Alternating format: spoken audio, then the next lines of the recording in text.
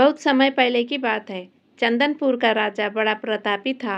दूर दूर तक उसकी समृद्धि की चर्चाएं होती थी।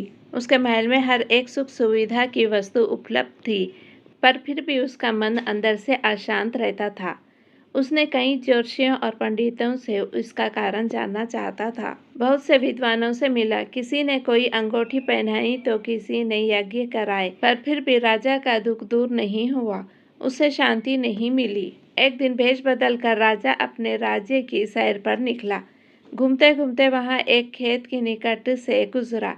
तभी उसकी नजर एक किसान पर पड़ी। किसान ने फटे पुराने वस्त्र धारण कर रखे थे और वहां पेड़ की छांव में बैठकर भोजन कर रहा था। किसान के वस्त्र देखकर राजा के मन में आया कि वह किसान को कुछ स्वर्ण मुद्राएं दे दे, ताकि उसके जीवन में कुछ खुशियां आ पाए। राजा किसान के सम्मुख जाकर बोला, मैं एक राहगीर हूँ। मुझे तुम्हारे खेत पर ये 4 स्वर्ण मुद्राएं गिरी मिली। क्योंकि यहाँ खेत तुम्हारा है, इसलिए ये मुद्राएं तुम ही रख लो। किसान, नाना सेठ जी, ये मुद्राएं मेरी नहीं है, इसे आप ही रखे या किसी और को दान कर दे।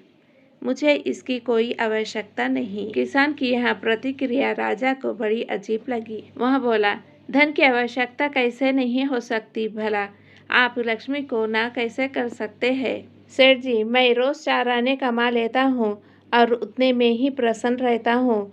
किसान बोला, क्या आप सिर्फ 4 आने की कमाई करते हैं और इतने में ही प्रसन्न रहते हैं?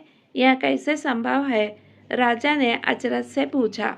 सेठ जी, किसान बोला, प्रसन्नता इस बात पर निर्भर नहीं करती कि आप कितना कमाते हैं, यहाँ आपके पास कितना धन है। प्रसन्नता उस धन के प्रयोग पर निर्भर करती है। तो तुम इस 4 आने का क्या क्या कर लेते हो?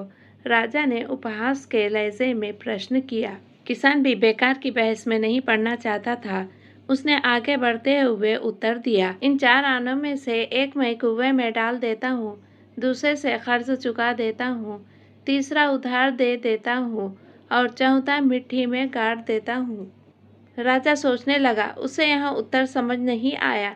वह किसान से इसका अर्थ पूछना चाहता था, पर वो जा चुका था। राजा ने अगले दिन ही सभा बुलाई और पूरे दरबार में कल की घटना कह सुनाई और सबसे किसान के उस कथन का अर्थ पूछने लगा। दरबारियों ने अपने अपने तर्क पेश किए, पर राजा को कोई संतुष्ट नहीं कर पाया। अंत में किसान को ही दरबार में बुलाने का निर्णय लिया गया। बहुत खोजबीन के बाद किसान मिला और उसे कल की सभा में प्रस्तुत होने का निर्देश दिया गया। राजा ने किसान को उस दिन अपने भेष बदल कर ब्रह्मांड करने के बारे में बताया और सम्मानपूर्वक दरबार में बैठाया। मैं तुम्हारे उत्तर से प्रभावित हूँ और तुम्हारे 4 आने का हिसाब जानना चाहता हूँ। बताओ, तुम अपने कमाए 4 आने किस तरह खर्च करते हो, जो तुम इतना प्रसन्न और संतुष्ट रह पाते हो? राजा ने प्रश्न किया। किसान बोला, हुजूर, जैसा कि मैंने बताया था, मैं 1 आना कुएं में डाल देता हूँ, यानी अपने परिवार के भरण पोषण में लगा देता हूँ।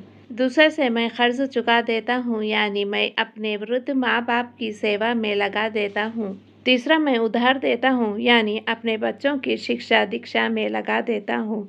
और चौथा, मैं मिट्टी में गाड़ देता हूँ, यानी मैं 1 पैसे की बचत कर लेता हूँ, ताकि समय आने पर मुझे किसी से मांगना ना पड़े और मैं इसे धार्मिक, सामाजिक या अन्य आवश्यक कार्यों में लगा सकूं। राजा को अब किसान की बात समझ आ चुकी थी।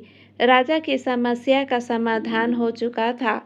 वह जान चुका था कि यदि उसे प्रसन्न और संतुष्ट रहना है तो उसे भी अपने अर्जित किए धन का सही सही उपयोग करना होगा। मित्रों, देखा जाए तो पहले की अपेक्षा लोगों की आमदनी बढ़ी है, पर क्या उसकी अनुपात में हमारी प्रसन्नता भी बढ़ी है? पैसों के मामलों में हम कहीं ना कहीं गलती कर रहे हैं। लाइफ को बैलेंस करना जरूरी है और इसके लिए हमें अपनी आमदनी और उसके इस्तेमाल पर जरूर गौर करना चाहिए। नहीं तो भले हम लाखों रुपए कमा ले, पर फिर भी प्रसन्न एवं संतुष्ट नहीं रह पाएंगे। दोस्तों, अगर आपको ये कहानी पसंद आई तो वीडियो को लाइक करें और चैनल को सब्सक्राइब कर लें।